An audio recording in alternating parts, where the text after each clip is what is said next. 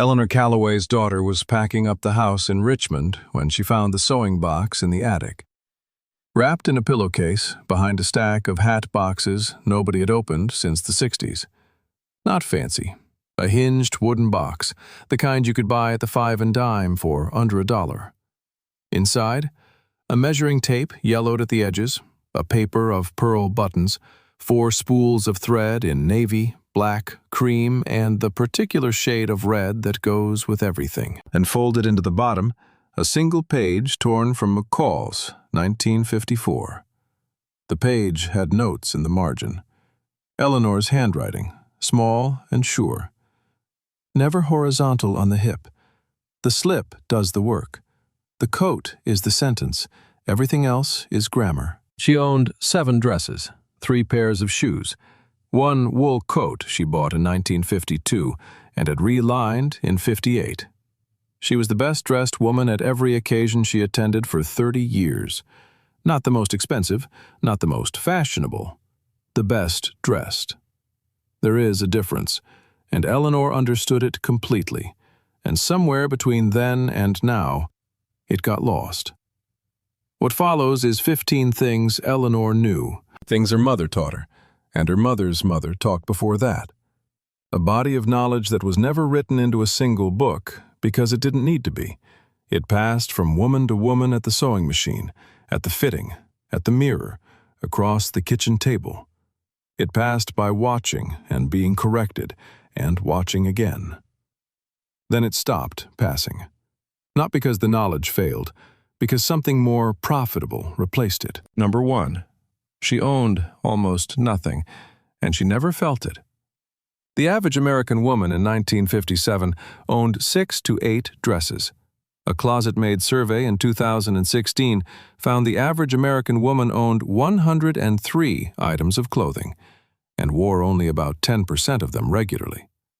103 pieces, and still, the most common complaint in American households is, "I have nothing to wear."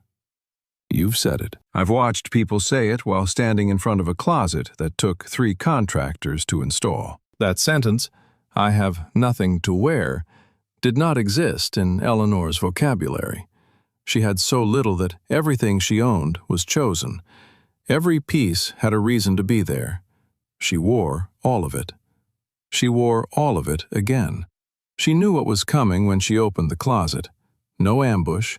No Tuesday morning standing there in a bathrobe feeling vaguely defeated. Zara opened its first store in 1975. It didn't do what previous fashion retailers had done, which was produce a few collections per year and let them run.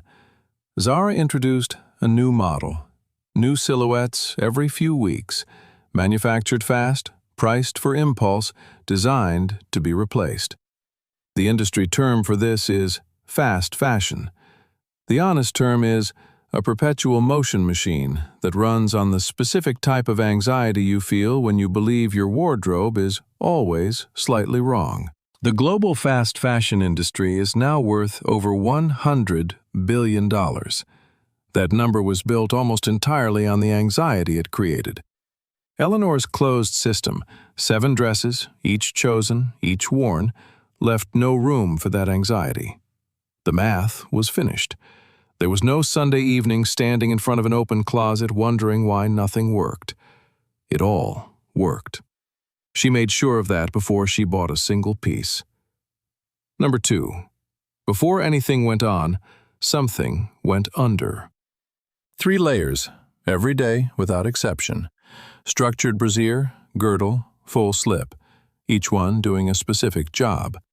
The brassiere for lift and shape. The girdle for smooth, for line, for the skirt hanging correctly rather than clinging where it shouldn't. The slip so that the dress moved against something, laid flat against something, breathed correctly over something. The dress had architecture to work with. The dress could do its job. Legs pantyhose launched in 1970 and changed everything overnight. Pantyhose replaced the girdle and stocking combination because they were faster to put on. 1 piece instead of 3. The girdle industry collapsed within a decade. Girdles still worked, but pantyhose were more convenient. and convenience always wins the first round. The shapewear industry, now worth several $billion, is selling back the structure that pantyhose took away. Eleanor's foundation garments cost less than $10 total in 1955. They addressed the cause before the cause needed a brand name. The slip, specifically, is doing something that no one talks about anymore. When a skirt or dress moves against bare legs, static, clinging, pulling, the outline shows in certain light. The slip eliminates this. It also means the dress doesn't absorb what your skin absorbs, which is why Eleanor's dresses wore differently, lasted longer, cleaned more easily. The slip was maintenance as much as it was silhouette. 2 functions, 1 garment, $3 at the 5 and dime. Nobody calls it a capsule wardrobe. They called it a closet. Number 3. Eleanor's mother took her to the seamstress when she was 17. The woman's name was Mrs. Papacosta. She had a shop on the 2nd floor of a building on Broad Street in Richmond, and she had been in that shop since before Eleanor was born. When Eleanor arrived, Mrs. Papacosta walked around her 3 times without speaking, looked. Then she said, "A-line skirts, fitted waist, never horizontal stripes across the hip, empire waist if you want, never dropped, and always something at the collar." That was it. That was Eleanor's prescription for the rest of her life. Not a trend, not a recommendation, a diagnosis. Every women's magazine in 1958 ran a version of the same section. What to wear for your figure. Pear-shaped, hourglass, column, petite. Each had a specific set of rules. What to emphasize, what to avoid. What creates an illusion of balance, and what destroys it. This was treated as practical knowledge, the same as knowing to soak blood out of cotton in cold water rather than hot. Not arcane, not special. Craft knowledge, passed down, applied. The fast fashion model requires trends to apply universally. A silhouette that flatters only certain figures sells to a fraction of the market. A silhouette that's this season's, that everyone must have right now, sells to everyone, or tries to. Body type knowledge is a competitive threat to volume. When you know that horizontal stripes across the hip make a figure look wider, and you have that knowledge so deeply you never even look twice at horizontal stripes across the hip, you are a poor customer. You walk past things too quickly. The knowledge didn't disappear because it stopped being true. The diagonal still elongates. The A-line still flatters the hip. Empire waists still draw the eye upward. These are geometry. Geometry doesn't have seasons. But the industry that profits from seasonal confusion needed you not to know them. Number 4. Handbag matched shoes. Every time. Full stop.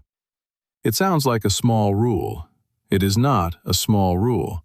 It is the rule that makes 6 outfits look like 20. The mathematics of accessories, done correctly, means a woman who owns 6 dresses and rotates deliberately looks, to the observer, like she has a wardrobe 3 times the size. Because you're not watching the dress, you're watching the whole picture. And the whole picture, when it's coherent, when the punctuation is right, reads as curated, as chosen, as abundant. Eleanor owned 3 handbags. 1 dark leather for fall and winter, 1 lighter leather, almost a tan, for spring. 1 small black evening bag that she'd had since before she was married, and which she used perhaps 4 times a year for the rest of her life. 3 handbags, 3 pairs of shoes, 1 dark, 1 light, 1 black evening heel. The mathematics worked out exactly. No outfit was ever unfinished. Babe Paley, Barbara Cushing Paley, wife of CBS Chairman William Paley, was named to the International Best Dressed list so many times they retired her into the Hall of Fame. Truman Capote, who knew her intimately, described her dressing room as having remarkably little in it. Her method was concentration.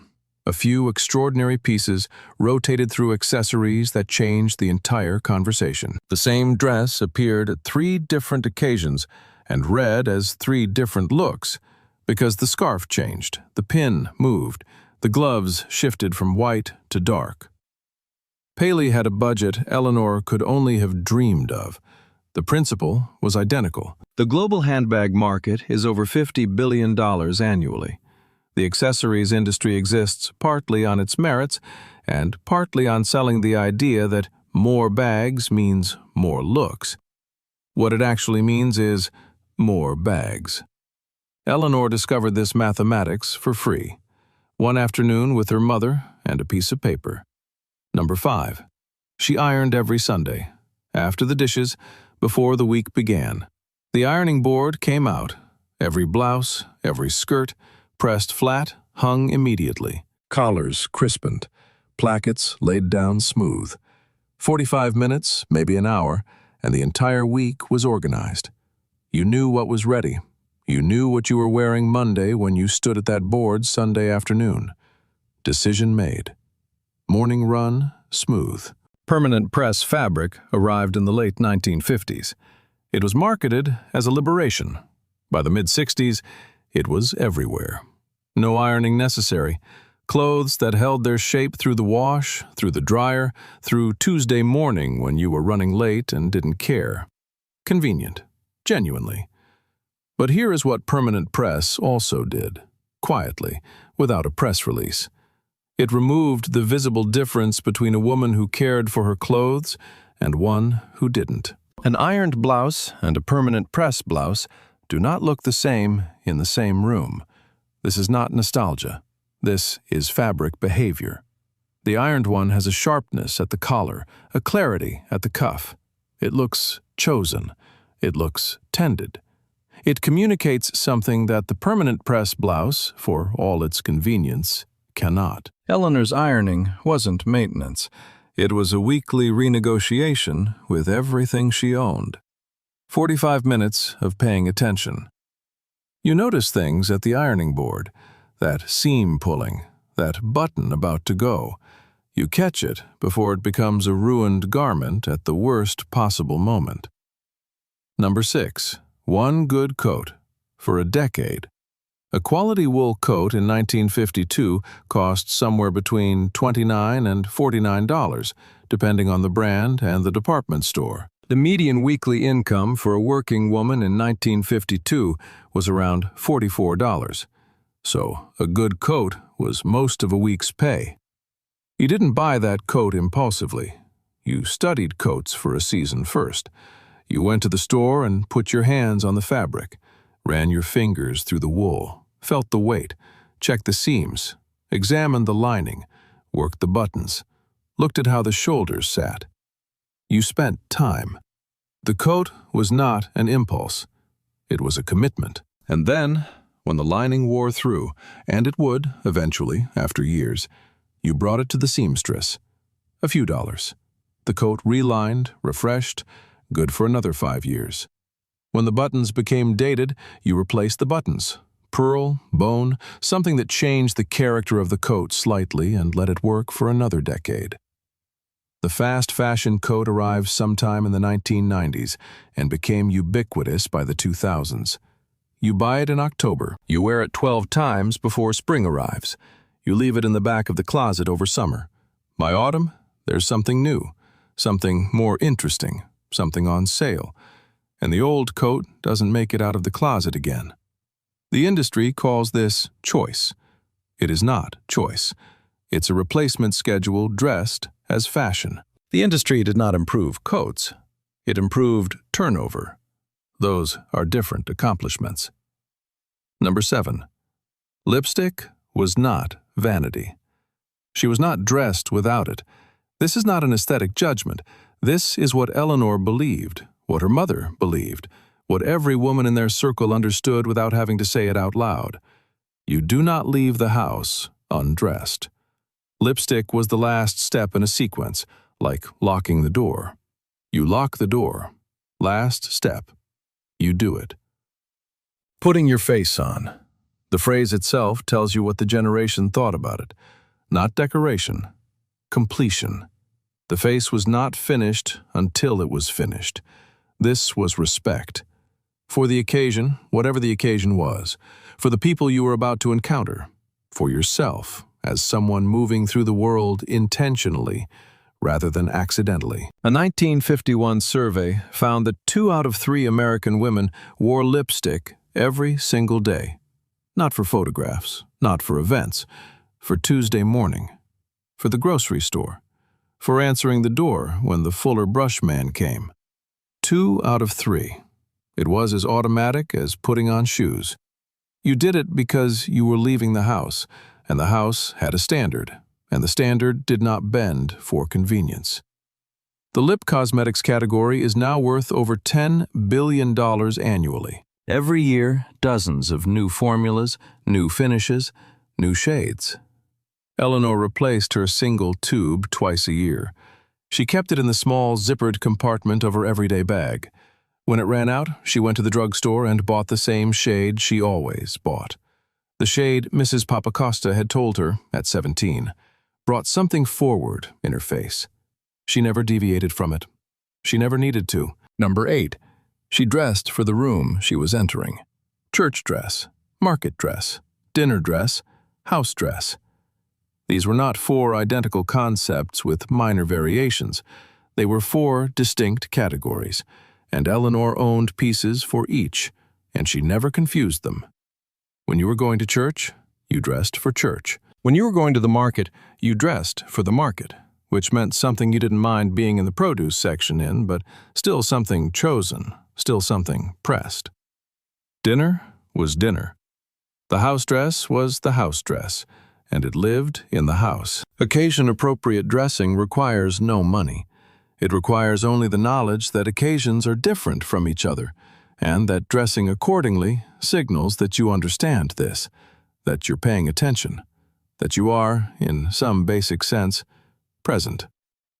Casual Friday entered the American workplace in the early 1990s.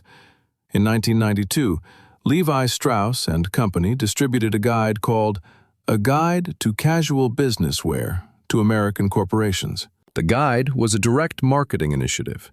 Levi's wanted to sell denim into office environments that had previously been exclusively formal. They designed a category and handed it pre-packaged to human resources departments across the country. It worked. By the mid-90s, Casual Friday was a fixture. By the 2000s, casual had crept to Thursday, then Wednesday, athleisure at dinner, sweatpants at the office. These are presented as cultural evolution, as liberation from old constraints. Some of it is, genuinely. But the category was invented by a jeans company to sell jeans. The expansion of casual as a concept was relentlessly assisted at every stage by industries that profit when the category of acceptable expands. Eleanor's system, dress for the room, is a closed system. It cannot be infinitely expanded. That's inconvenient for people selling you clothes. None of these habits required money. Several required the opposite of money. They required constraint. The women who dressed best in 1955 were not the wealthiest women in the room. They were the ones who understood the rules, who had grown up absorbing a specific body of practical knowledge about how cloth works, how the eye works, how an outfit communicates before a word is spoken. The constraint was the point. When you own only what works, everything works. When you know only what flatters, you always look as though something flatters you. The industry that replaced these rules did not offer better rules. It offered no rules, which sounds like freedom, but uncertainty is expensive. It was designed to be. When you don't know what you need, you keep buying in hopes of finding it. Eleanor knew exactly what she needed. She'd found it at 17, at the hands of Mrs. Papacosta on the 2nd floor of a building on Broad Street. She never needed to find it again. Number 9. Color was strategic, not impulsive. Every woman knew her palette, not from a Color Me Beautiful consultant with a season system. That came in the 1980s, and it was a reasonable approximation of something that had been passed on informally for generations before it. Eleanor knew her palette from her mother, and the mirror, and 20 years of paying attention to what made her look like herself, and what made her look slightly less than herself. There's a difference. You can see it. That blue takes from your face. This one brings something forward. McCall's and Vogue both ran seasonal color guides throughout the 1950s. Specific advice? For fair skin with warm undertones, these warm tones work. These cool tones drain. For olive complexions, these deeps. For the woman with gray hair, and Eleanor's hair went gray at 38, and she kept it because her mother told her it was elegant, and she was right. These particular blues, this particular green, never yellow, which she already knew. Today's color strategy is this season's color. Coral, sage, butter yellow. Applied universally, photographed from every angle, in every window, on every website. Butter yellow looks extraordinary on some women, and looks like she's not feeling well on others. The industry knows this. It doesn't matter. Volume requires universal trends. Strategic color requires knowing yourself, which requires the kind of quiet, accumulated self-knowledge that nobody sells you, which means nobody profits from you having it. Number 10. Shoes were maintained, not replaced. Saturday morning. The cobbler. Not every Saturday. Monthly, perhaps, or when needed. Heels re-tipped before they wore through to the base. Soles replaced before they cracked. Leather conditioned so it didn't dry and split. Shoe trees in every pair when they weren't being worn so the leather held its shape instead of collapsing and creasing. A well-maintained pair of leather shoes in 1955 lasted 5 to 8 years without looking like they'd lasted 5 to 8 years. The cobbler's trade has nearly vanished from American cities. There are still cobblers, good ones in certain neighborhoods, but finding one requires effort that previous generations found effortless because cobblers were on every high street. Today's average lifespan for fashion shoes, according to various consumer surveys, is less than a year per pair. Less than a year. Because the heel wore through and it cost as much to repair as to replace. Because the sole separated, and the glue was the only thing holding it together in the first place. Because they weren't meant to last. The industry did not improve shoes. It made them disposable and called it variety. Eleanor's 3 pairs of shoes were never not presentable. Never. Because they were maintained. Because someone was maintaining them. Because the small investment of a re-tip or a conditioning meant that on any given morning, the shoes she reached for looked like shoes that had just been bought. Number 11. Gloves finished everything. White cotton gloves for summer, dark leather for fall and winter. On when you went outdoors, off when you came indoors. Specifically, when you were introduced to someone. Because a glove introduced is a palm not felt, which was a minor social coldness to be avoided. On for the street, off for the room. This sounds formal to the point of stiffness. Here is what gloves actually communicated, which has nothing to do with formality. This woman is complete. Every piece of the outfit has been considered. Nothing is missing. There is no trailing thread, no unfinished thought. The glove was the period at the end of the sentence. Grammar analogies are everywhere in Eleanor's margin notes. The coat is the sentence. Everything else is grammar. The shoes close the argument. She thought in completeness, an outfit that trailed off, that lost its ending, that had 7 good decisions and 1 shrug. She found this uncomfortable in a way that wasn't about vanity.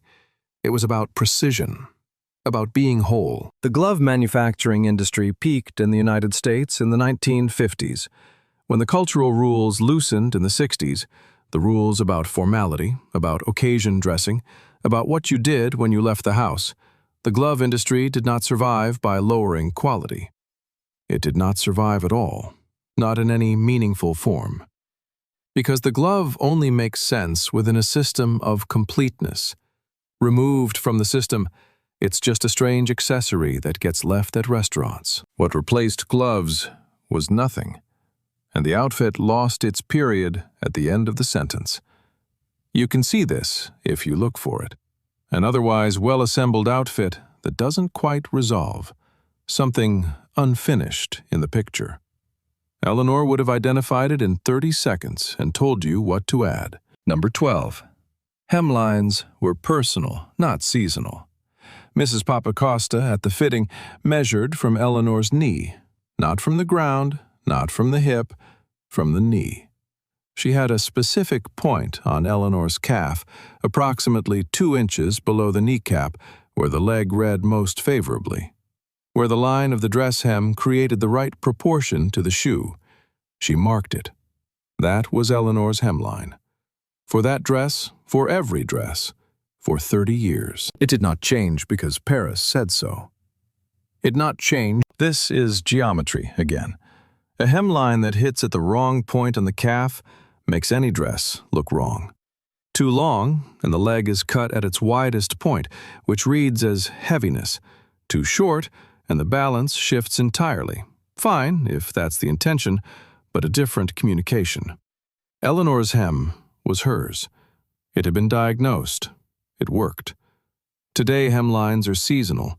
Midi is in, then mini, then maxi, then some editorial hybrid that's useful to no one. The mechanism is replacement. A woman who knows her hem doesn't need to replace her dresses when the trend shifts. She just continues wearing what she owns.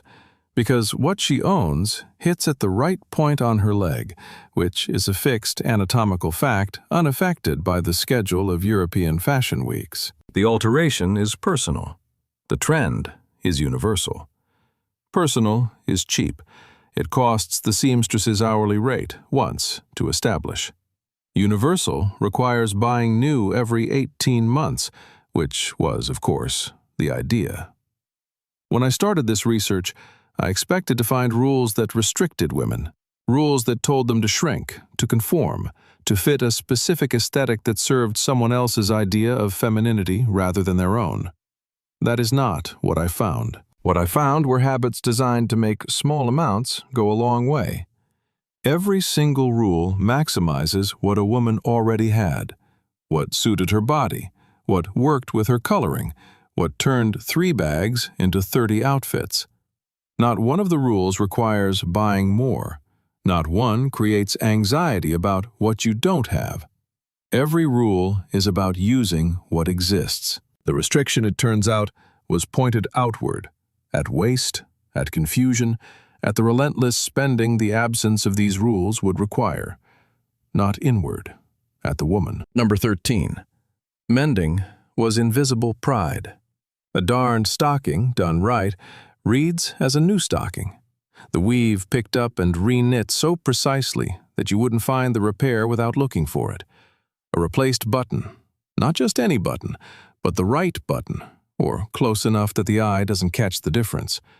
A patched pocket lining, invisible because it was done before the outer fabric was affected. These repairs were done to a standard. The standard was, when it's done, you can't tell it was done. End for 10. This was not poverty. Eleanor's family wasn't wealthy, but they weren't desperate either. Her mother mended out of respect for the garment, which was a proxy for respect for the household, for the money that had gone into the garment, for the work behind it. You didn't throw away something that could be saved. Throwing away something fixable was a failure of attention. The relationship with clothing you maintain is different from the relationship with clothing you replace. When you've darned a stocking twice and know exactly which drawer it lives in and have worn it on 11 Sundays, you own that stocking in a way that you do not own the 8-pack you ordered from Amazon in November, and 2 of which have already gone missing. One generates care, the other generates landfill. The current estimate for textile waste in the United States is approximately 11 million tons per year. That's a lot of unmended things. Eleanor taught her daughter to sew on a button at age 8. Her granddaughter has never held a needle. The knowledge didn't disappear because it stopped being useful. It just stopped being passed down, because the passing down assumed a world in which the skills would be needed. And by the time the granddaughter was 8, the world had decided it preferred her to buy a new blouse. Number 14. She walked like it mattered. Eleanor's mother in the kitchen in 1952. Not performing, not demonstrating, just standing. Stack of the head, chin parallel to the floor, not lifted, not dropped. Shoulders back and down, not yanked, not military, just settled. Rib cage lifted off the hips so there was space. Movement from the hips. She moved through the kitchen like she'd thought about the kitchen. Then she showed Eleanor the opposite. Dropped everything forward. Shoulders rounded, chest collapsed, chin tipped toward the floor. Same woman, same dress.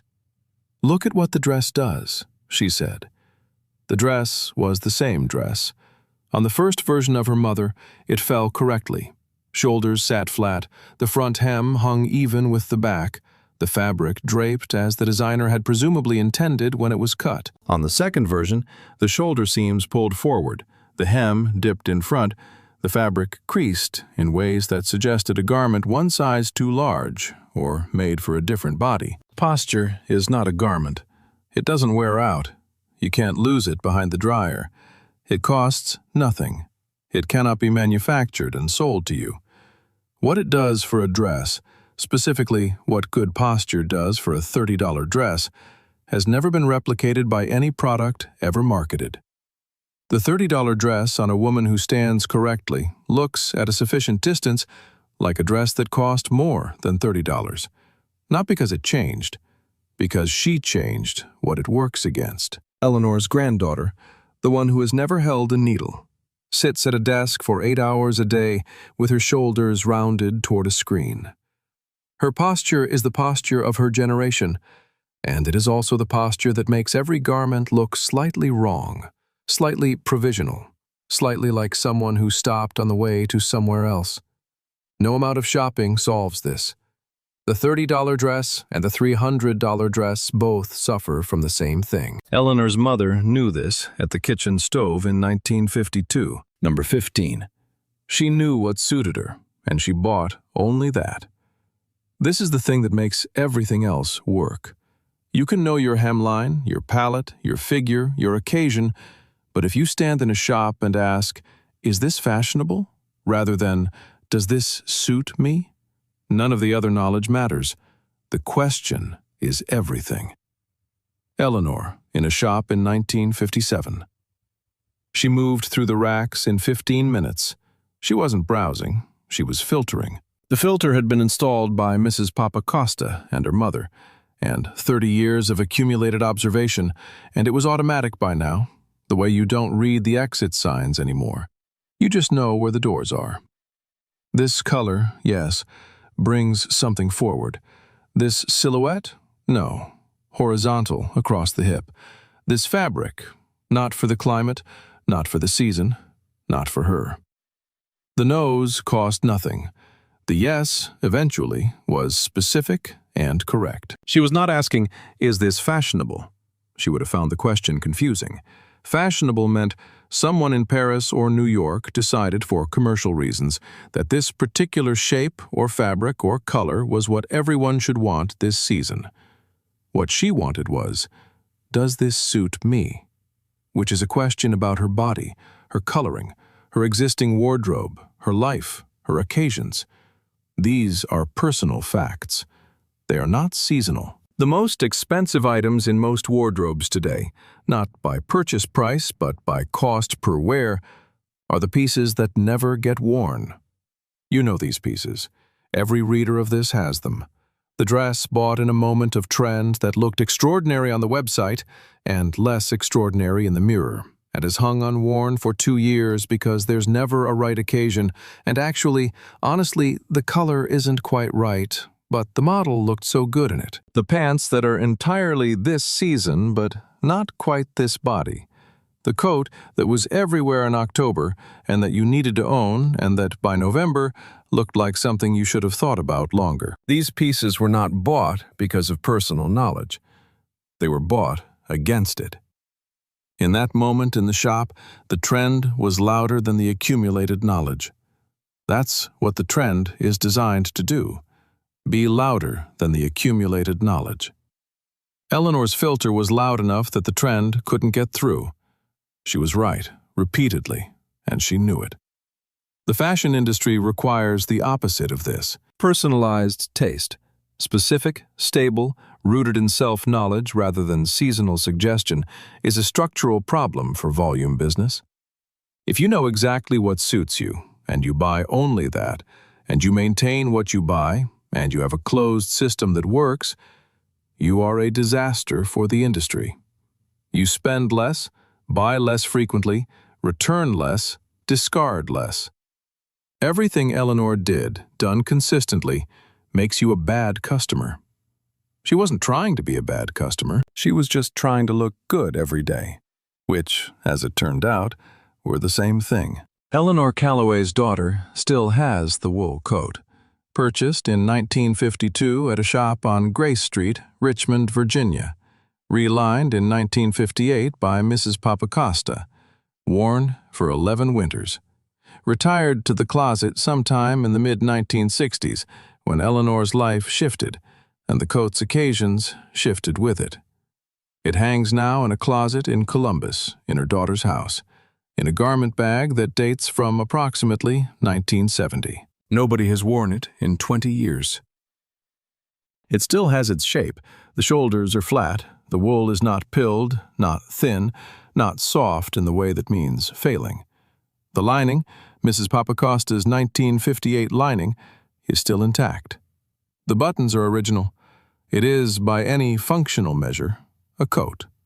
A coat that works, that is well made, that fits the woman who bought it, that could be brought to a tailor and made to fit someone else if someone else wanted it. Eleanor's granddaughter, the one in Columbus, the one who does not sew, has spent more on coats in the last 5 years than she can calculate. She buys one in October, wears it through winter, and by the following October it has lost something she can't name. Not a specific failure, a general softening. A looking like a coat rather than being one. None of them hang like that wool coat in the garment bag. Eleanor's rules cost nothing. They required no subscription, no budget, actually. The budget was smaller than anything you'd consider reasonable today. No belief that the problem was her body, or her taste, or her eye, or her income.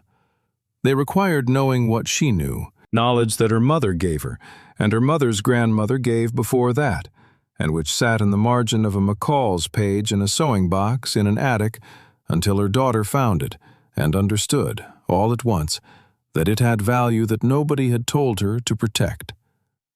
The most elegant woman in the room is rarely the one who owns the most. She's the one who knows.